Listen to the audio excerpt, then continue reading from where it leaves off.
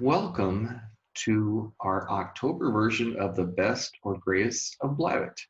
And we've had some great guests on, some great experts, and we just kind of like to talk about some of their points of view, how they really kind of intertwine with everything that we talk about here on Blabbit, whether it be presentation, public speaking, sales, or branding.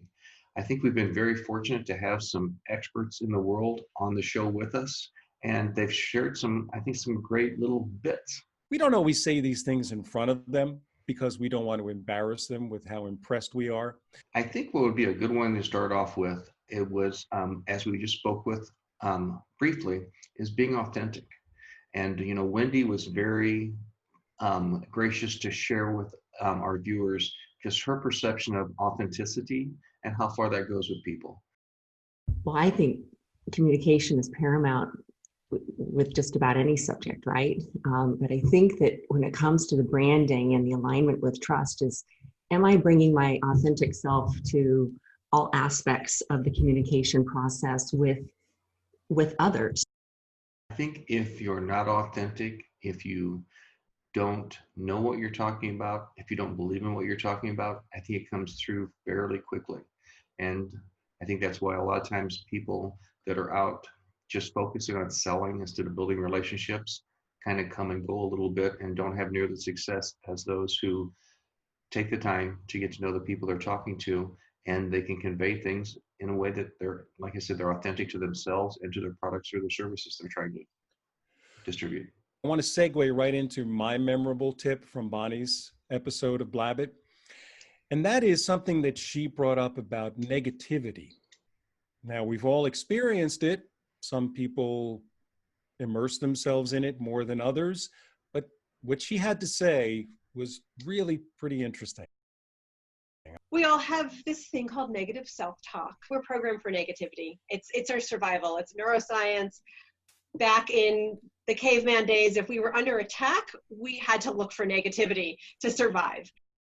I know the extent of the conversation was back in the caveman days, and we started joking about how, you know, I can always blame anything that's negative or anything that goes in that direction on my caveman DNA, which, by the way, all of our Blabbit listeners can use that as well.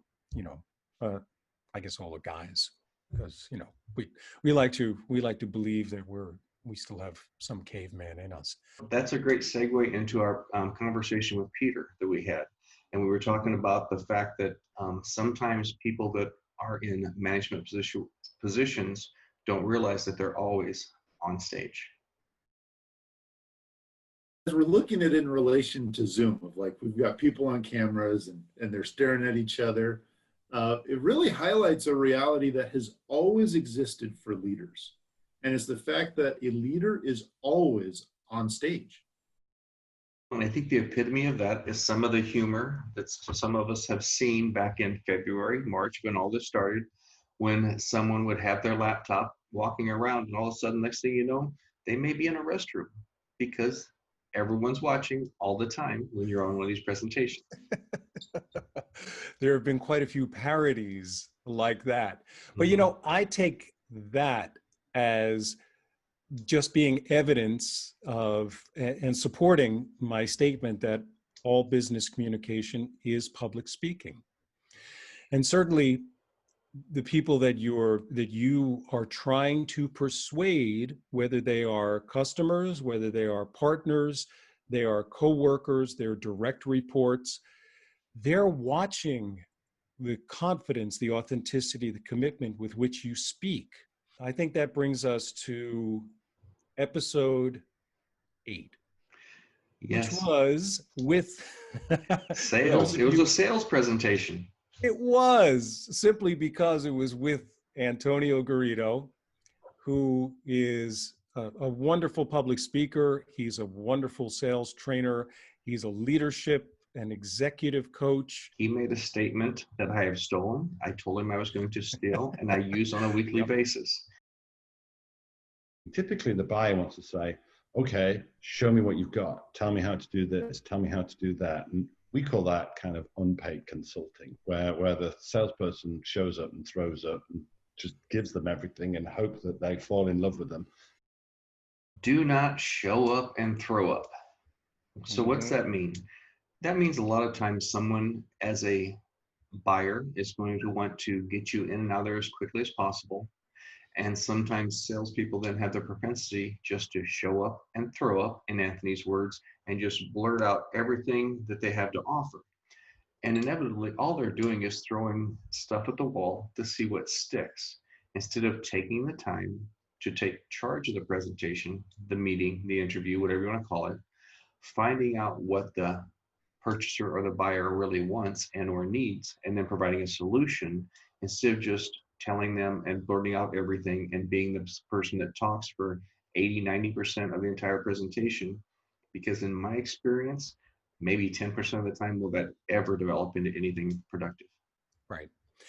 So it's not a matter of just, this is a good idea, this is a good idea. And I know it sounds a little contradictory to some of the things we've already said here in this episode, which is believe, be consistent, get it across.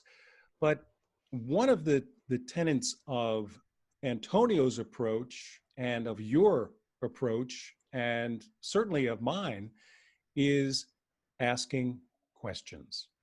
Because we've been programmed all of our lives to answer questions. Who knows how much 2 + 2 is? Oh, 4. Oh, yay, that was great. You answered the question. But asking questions is how you really get that information. Now, you might think if I'm asking questions, it sounds like I don't know, but that's not true. You are supposed to have done your due diligence and know your product really well, know yourself, know your ideas that you're trying to promote, whatever it is that you're trying to persuade someone to take a look at, but you still have to ask the questions. 100%. I always think it's good to go into any type of presentation like that with, 8 or 10 questions that you want to ask that are maybe generic.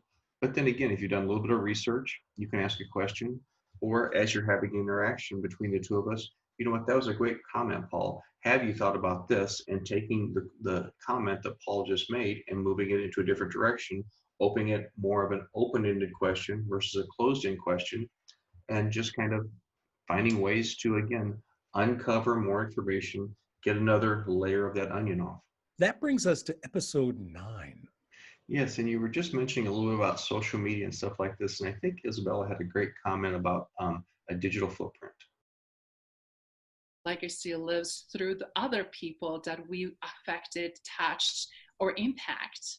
So that is what's such a beautiful thing what you guys are doing also with all this digital footprint and everything that you creating. That is the value that you disseminate, and you never know what the range and reach it is right now when it's a great global platform. Let's give you 2 examples of this. I had one referral yesterday, actually to a young actor who has investments in a business in California. And I have a meeting after this with a huge property management company in California. And because they were both referred to me from me doing online presentations in the last year about a specialty that we offer. And this person talked to that person and said, yes, I heard Glenn speaking about this. This is who you need to talk to. So by having content online, by having this digital footprint, you never know who you're going to come in contact with. But having something out there definitely gives you the opportunity to be contacted, or if you don't, I wouldn't have been contacted by either of these people this week. Right. So it sounds to me like you're saying, be willing to participate, be willing to engage. Well, it's all part of, I think, the branding of establishing yourself as an expert, as a specialist in whatever field that you're doing something in. The more you share information, the more you try and put information out there in the world, the more availability it is for someone to find you, learn about you, or know about you when they're looking for and needing help with your service or your product.